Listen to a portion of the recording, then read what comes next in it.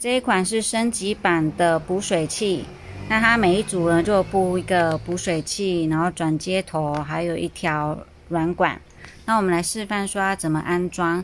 你可以依照你的水位高度去裁剪两支管，短的这个就是水位管，长的那个一定要在水里面。剪的时候呢，水管尽量是斜口式的，斜口的话它的进气会效果比较好。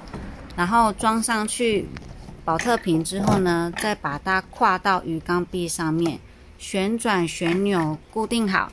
那因为我们这个是升级版的，所以它有两边的承重，所以你装大瓶的保特瓶都可以。那我们现在示范一下，我把水位降低了，然后它就会自己去感测水位的高度，然后进行补水，慢慢的这样子补进去。示范一下装消音管的效果。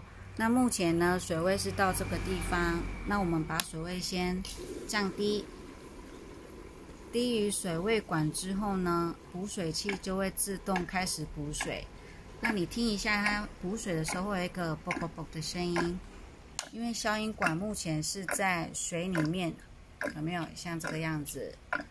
那它要达到消音的话，一定要等那个水位降到低于那个管口，也就是那一支管呢要露出水面，这样子才可以进行消音。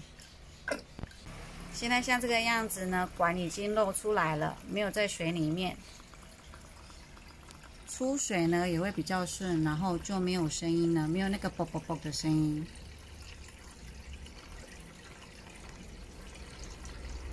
详细规格可以参考图片说明。